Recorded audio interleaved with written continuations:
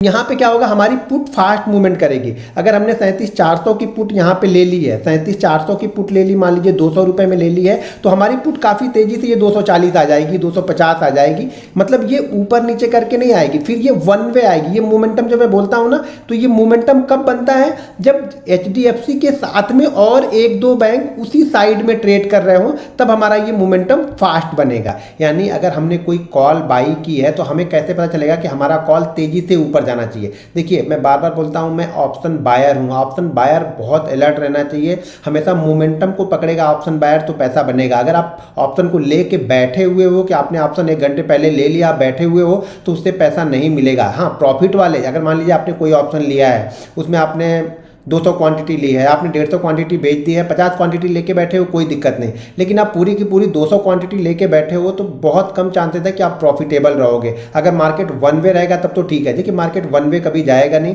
Market generally क्या करेगा, 100, 150, 200 point ऊपर जाएगा, फिर उसके बाद 50 पॉइंट, 60 पॉइंट नीचे आएगा, तो उसमें प्रीमियम काफ़ी तेज़ी से घटता है। तो हम ये पता लगाएंगे कि किस तरीके से हमारा बैंक निफ्टी भी चले और हमारा प्रीमियम जो है वो तेज़ी से मूव करे। जब तेज़ी से मूव करेगा तो हमें उसमें प्रॉफिट अच्छा होगा और जल्दी होगा। और ऑप्शन का मतलब है, ऑप्शन बायर का मतलब है कि जो मूवमेंट हो वो क्विक हो, फास्ट मूवमेंट हो।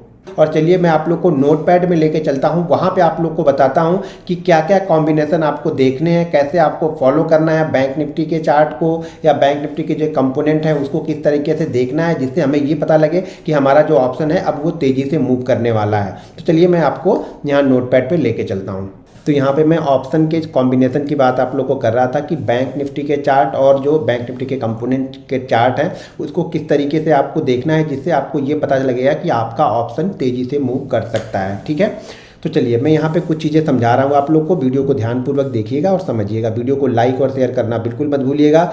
अब यहाँ पे मान लीजिए कि आज मैं कल एग्जाम्पल दे रहा हूँ, मंडे का एग्जाम्पल आपको दे रहा हूँ। मंडे का एग्जाम्पल देके मैं आप लोग को समझा रहा हूँ, तो उससे आपको चीज़ें क्लियर समझ में आएंगी। अगर नहीं समझ में आए तो अगली वीडियो मैं चार्ट पे बनाऊंगा, चार्ट पे आप लोग को चीज़ें समझाऊंगा। लेकिन पहले आप लोग यहाँ पे थ्योरेटिकली अच्छी तरीके से समझो, फिर मैं प्रैक्टिकली आप लोग को समझाऊंगा। तो देखिए, आप लोग के पास भी टाइम होना चाहिए। कोई चीज़ जितनी जल्दी जल्दी मत सीखो कि आपको समझ में ना आए। ये चीज़ें मैं वीडियो बना रहा हूँ तो इसके बाद आप लोग को अगले 1 हफ्ते के लिए टाइम है बिल्कुल प्रैक्टिस करने के लिए। जो चीज़ें बता रहा हूँ उस पर आपको 1-1 हफ्ते प्रैक्टिस करनी है, तभी आप एक अच्छे ट्रेडर यहाँ पे बन पाओगे।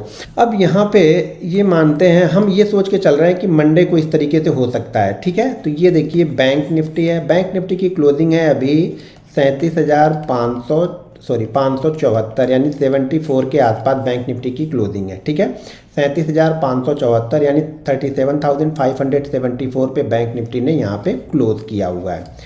अब यहाँ पे बैंक निफ्टी मान लीजिए, अब सब कुछ देखिए एज्यूम करना है, देखना है कि उस तरह की सिचुएशन बन रही है नहीं बन रही है। बहुत सारे लोगों को चीज़ें समझ में नहीं आएगी, लेकिन वीडियो को 2 बार 3 बार आप देखोगे तो बहुत अच्छी तरीके से समझ में आएगी। उसके बाद मैं बैंक निफ्टी कंपोनेंट की एक अलग से वीडियो बनाऊंगा, उस वीडियो को भी देखिएगा।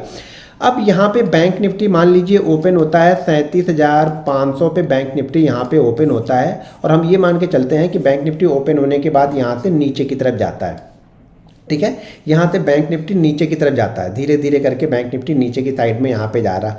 उसके साथ में हमारे पास जो कंपोनेंट है, जैसे HDFC bank, ICICI bank, axis bank, ठीक है, SBI और कोटक, इस 5 बैंकों पे मैं ध्यान देता हूँ। ठीक है, इस 5 बैंक पे मैं फोकस करके रखता हूँ कि ये 5 बैंक लगभग मेरे ख्याल से 85% का वेटेज रखते हैं ये 5 बैंक। तो इस 5 बैंक पे मैं फोकस करके रखता हूँ। अब अगर मान लो कि बैंक निफ्टी नीचे की साइड में जा रहा है, ठीक है, ध्यान से सुनना बातों को, ये एक बार में नहीं समझ में आया, वीडियो को रिपीट करके देखिएगा।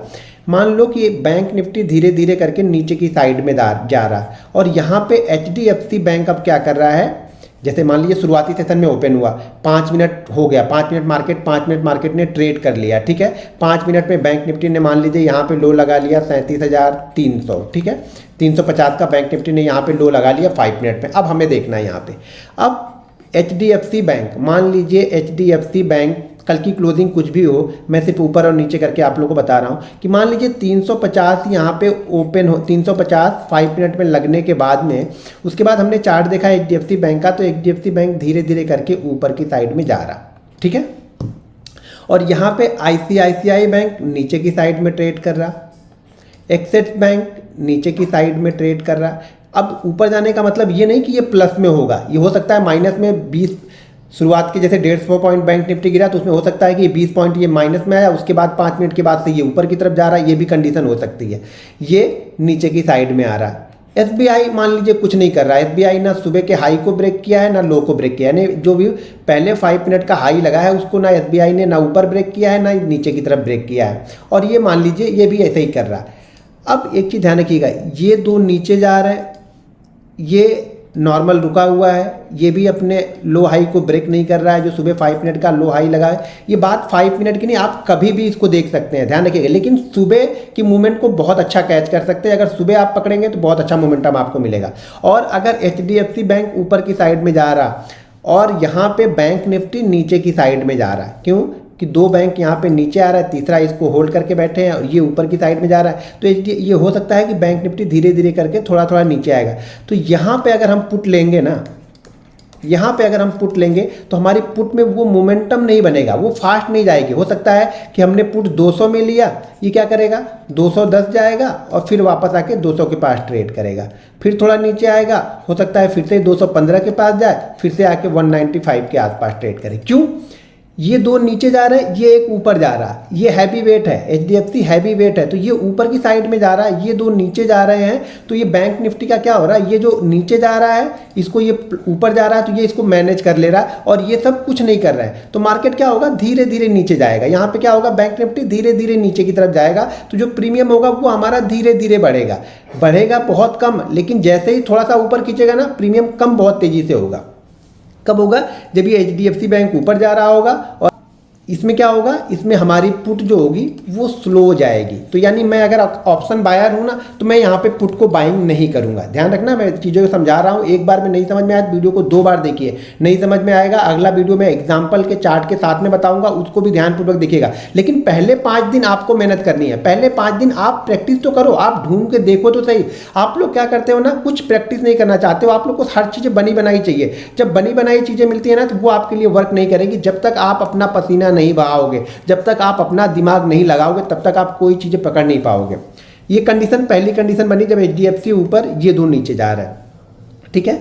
अब यहाँ पे मैं इसको हटा देता हूँ, ठीक है। बाकी बैंड अनयूजुअल मूव करते हैं, मान लीजिए आरबीएल बैंक, इंडसइंड बैंक, अगर ये 8%, 10%, 12% मूव करते हैं तब उसका इम्पैक्ट दिखता है, 1-2% में उनका कोई खास इम्पैक्ट दिखता नहीं है, ठीक है। अब यहाँ पे मान लीजिए बैंक निफ्टी यहाँ पे ओपन होता है, फिर से यहीं पे ओपन हो रहा, मान लीजिए यहाँ से ओपन होके बैंक निफ्टी नीचे की तरफ आ गया, पहले 5 मिनट में मान लीजिए आ गया 35,400 के आसपास ये आ रहा। अब क्या हो रहा, अब यहाँ पे जो सुबह का 5 मिनट का जो भी सुबह का 5 मिनट का ये इसने लो लगा लिया, ठीक है। मान लीजिए 400 का लो लगा के ये क्या किया, 35,450 के पास चला गया, सॉरी 37,450 के पास चला गया। अब यहाँ पे क्या हो रहा है, जब ये 37,450 के आसपास जाके वापस आ रहा है, जब नीचे आ रहा है, तो यहाँ पे क्या हो रहा है, एचडीएफसी बैंक भी नीचे की तरफ है, आईसीआईसीआई बैंक भी नीचे की साइड का मूव कर रहा है, और यहाँ पे एक्सिस बैंक भी नीचे की साइड का मूव कर रहा है। एक चीज़ ध्यान रखना, नीचे की साइड का मूव का मतलब ये नहीं बोल रहा हूँ कि सारा लो ही ब्रेक कर रहा है। अगर लो ब्रेक कर रहा है तो बहुत अच्छी बात है, ठीक है। अगर इसने भी अपने 5 मिनट के लो को ब्रेक किया, इसने भी अपने 5 मिनट के लो को ब्रेक किया, इसने भी अपने 5 मिनट के लो को ब्रेक किया, और ये मान लो 5 मिनट का हाई ब्रेक करके ऊपर जा रहा, कोटक यहाँ पे 5 मिनट का हाई ब्रेक करके ऊपर जा रहा, तो ध्यान रखना यहाँ पे हमारी जो पुट हम बाइंग करेंगे, जो भी हम पुट बाइंग करेंगे, मान लीजिए 35,400 चल रहा है तो हम 35,400 की पुट मान लीजिए ट्रेड कर रहे हैं, सॉरी 37,400 की पुट हम यहाँ पे ट्रेड कर रहे हैं। जब 37,400 की पुट हम यहाँ पे ट्रेड कर रहे हैं तो ये ध्यान रखिएगा, ये पुट का मोमेंटम फास्ट होगा। क्यों कि 3 बैंक इसको नीचे की साइड में लेके आ रहे हैं, बैंक निफ्टी को 3 बैंक क्या कर रहे हैं, नीचे की साइड में लेके आ रहे हैं। तो अगर ये डे लो से मान लीजिए 4 रुपये भी लो बनाया, आईसीआईसीआई बैंक 800 का है, 3 रुपये भी लो बनाया, एक्सिस बैंक भी 700 का है, अगर 3 रुपये का भी अपने लो से और 3-3 रुपये 4-4 रुपये ये नीचे की साइड में आते हैं ना, तो ये मिला जुला के ये तीनों बैंक मिला के बैंक निफ्टी को 70 से लेकर के 100 पॉइंट के बीच में बैंक निफ्टी को ये गिरा देंगे।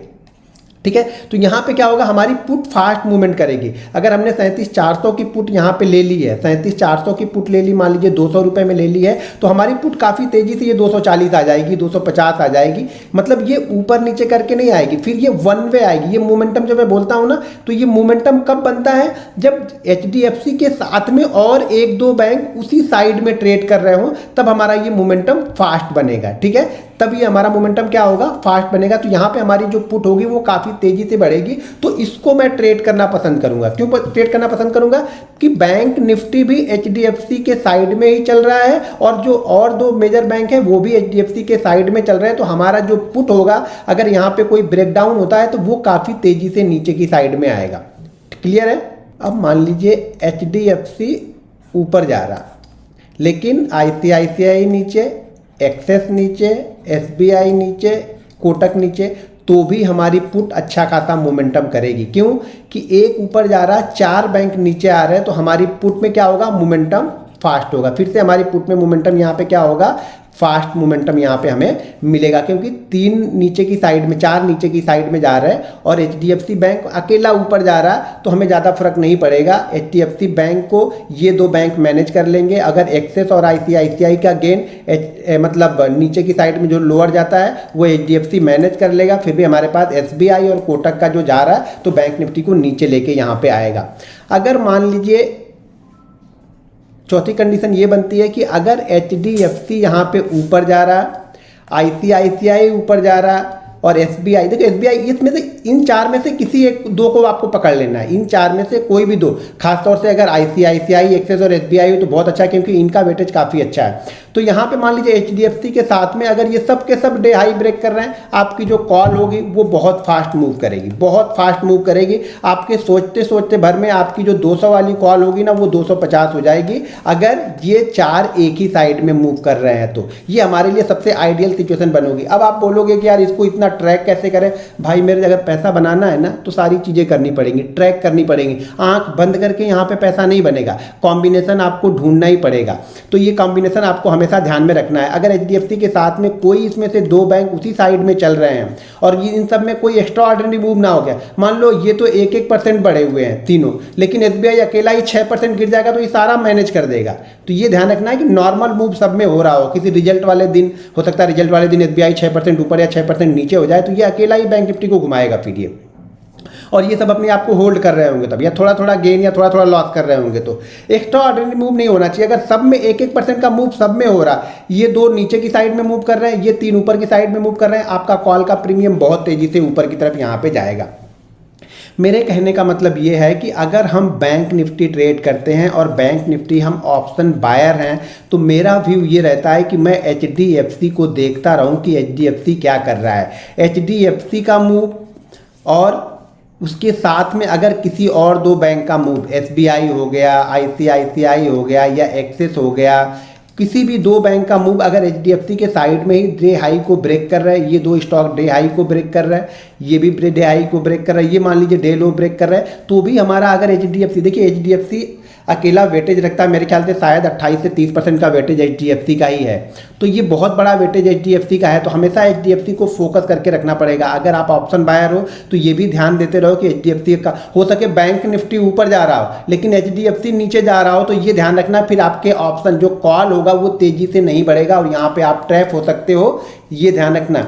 तो कभी भी अगर आप ऑप्शन बायर हो तो HDFC के मूव के साथ साथ में और कोई दो बैंक का मूव नज़र बना के रखो कि HDFC के साथ में ही चल रहे हैं। अगर उसी साइड में चल रहा है, मान लीजिए पहले 5 मिनट का, अब एक चीज़ और समझा देता हूँ कि मान लीजिए पहले 5 मिनट में HDFC ने एक रेंज बना दी, ठीक है, HDFC ने रेंज बना दी, मान लीजिए 1920 की हाई है और यहाँ पे 1910 का लो है।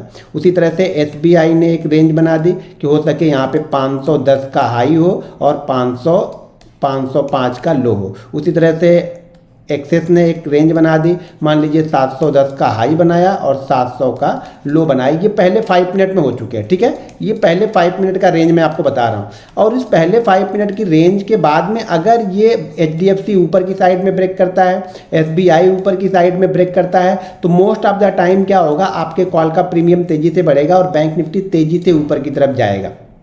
ठीक है। मान लो ये लो को ब्रेक भी करेगा ना, तो भी ये दो जो चलेंगे ना वो मैनेज कर लेंगे, इसके लॉस को मैनेज कर लेगा एसबीआई, और एचडीएफसी का जो गेन है वो प्रॉपर आपको बैंक निफ्टी के चार्ट में दिखता हुआ नजर आएगा।